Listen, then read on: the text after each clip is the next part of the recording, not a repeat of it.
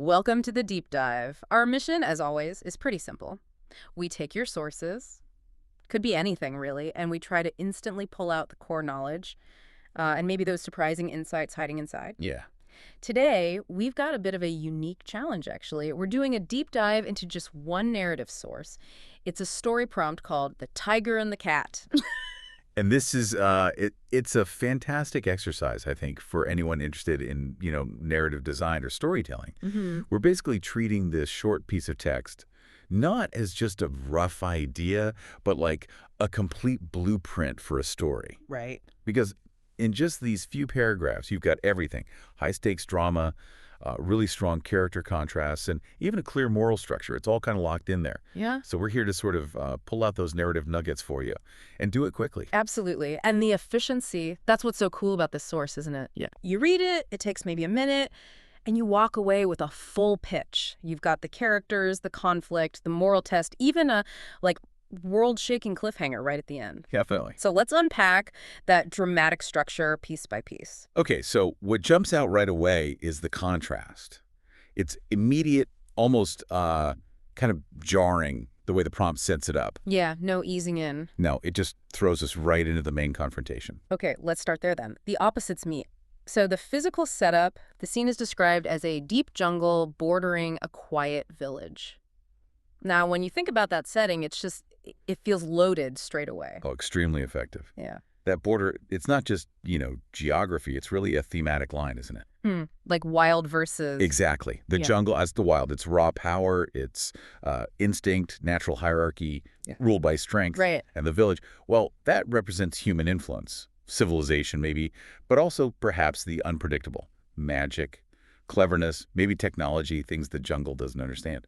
So by putting the main action right there on that edge, the story's telling us, the rules of the jungle. They're about to get challenged by something else. And the ruler of this jungle domain, the king, is Rajan, a mighty tiger.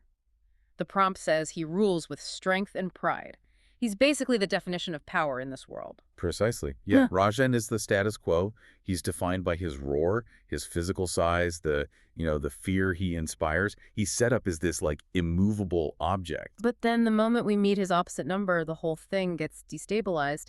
He meets Mira, a small street cat. Right. Now, if it was just Rajan, putting up with a small cat, that wouldn't be much of a story. But Mira has this one crucial quality, and she wasn't afraid of him at all. And that lack of fear, that's Mira's, secret weapon from the get-go. Just neutralizes Rajan's main tool, his authority. Yeah, what good is a roar if no one flinches? Exactly. What is a tiger if its presence doesn't intimidate? Rajan's defined by size and pride, and this tiny little creature just looks at him and sees, well, nothing to be scared of. And that immediately sets up the real conflict, doesn't it? It's the contest between that obvious physical strength and some kind of mysterious inner power that Mira seems to have. It's like reputation versus reality, maybe. Kind of, yeah. And Mira doesn't really let Rajan recover from that first shock either. She jumps straight into the core mystery, the thing that challenges Rajan's whole understanding of how the world works. Right, the claim, which is, it's pretty out there. It's fantastic, yeah. She claims she was once a tiger herself, but that humans transformed her into a small cat. And the reason, because she had misused her power. Okay, I gotta pause on that phrase. Misused her power. That feels like the absolute moral center of the whole story, doesn't it? Absolutely. It's suggesting power isn't just about strength. It's like a responsibility, maybe. A stewardship, yeah. And if you misuse it, there's a real physical consequence. Wow. It just establishes the high stakes immediately. This isn't just a story about a big animal and a small animal. It's about moral failure, maybe, and the possibility, however faint, of redemption. So Mira's not just brave, she's carrying this huge weight from her past. Exactly. Depth. Now, Rajan's reaction here is really key. The source says he laughs, which, okay, makes sense. It sounds absurd. Right. But then it says he becomes intrigued. Why? Why wouldn't he just swat her away, metaphorically speaking? If he rules by strength and pride, this little cat claiming she lost her power, that should be meaningless to him. But I think he can't just dismiss her, because her story, even if it sounds crazy, it pokes directly at his deepest, maybe subconscious fear. Which is? His own power. Rajan rules through being big and strong, right? His whole reign is built on the idea that his power is absolute. permanent. Mm-hmm. Mira walks in and introduces this terrifying idea. What if power isn't permanent? What if it's conditional? What if it can be taken away? And taken away by humans, these seemingly weaker forces from the village, if you misuse it. So yeah, he laughs, but I bet you that seed of doubt about his own authority, it's planted right there. So his intrigue isn't really about the cat herself. It's more self-preservation, protecting his own status. I think so, yeah. If a tiger can be transformed, maybe his kingship isn't as secure as he thought. It's suddenly fragile. Okay, yeah, that makes sense. And the source doesn't leave it there either. It quickly starts to, validate Mira's claims a bit. It moves beyond just her telling a story. Right, it says that as days passed, strange things began to happen, and that Mira knew the jungle secrets even better than Rajan did. And that's the first real proof, isn't it? Tangible evidence that she's more than just a mouthy cat. It's knowledge over brute strength. Exactly. He knows how to roar, maybe how to hunt in the open. Mm. She knows the hidden paths, the secret places. His power is loud and visible.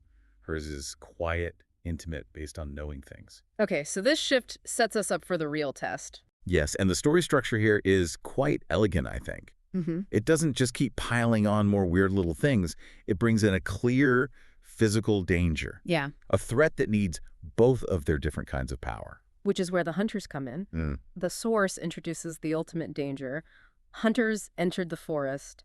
This is the life or death moment where just being strong isn't going to cut it. Right, because the hunters, they represent that civilized threat from the village side of the border. Yeah. They don't play by jungle rules. They bring tools, traps, cleverness, things that Rajan's size can't really beat. Yeah, roaring doesn't stop a snare. Claws don't outsmart camouflage. Exactly. Yeah. This is the moment where Rajan is basically stripped bare. His usual methods are useless. And the outcome. It delivers that perfect narrative reversal. The prompt tells us very clearly it was Mira's cleverness, not Rajan's strength, that saved them both. Boom. That one event just crystallizes everything the story's been building towards since that first meeting. Mm. Rajan is forced to see the limits of his own identity, his own way of ruling. His entire worldview kind of shatters and gets rebuilt in that single crisis. And the story gives us the explicit moral takeaway, the lesson for Rajan. Yes, it's as he realizes that courage and wisdom don't depend on size or roar, but on heart. And that sentence, that's the core knowledge from this deep dive, isn't it? Absolutely. It's the lesson Rajan had to learn to grow as a character. Before the hunters, power equaled size for him. Simple. Yeah. After the hunters, he understands, or begins to understand, that real power might actually be applied. Wisdom, courage, things Mira has loads of, despite being small. He has to swap his pride for humility just to survive. Pretty much. And it's fascinating, isn't it, how the story makes the king become the student. He needs her knowledge. And that realization is crucial because without it, he wouldn't be ready for the final choice the story throws at him. If he hadn't been humbled by the hunters, he'd never consider the final step. It's exactly right. Surviving, because of Mira's wisdom, forces him to actually trust this new idea, this authority of the small.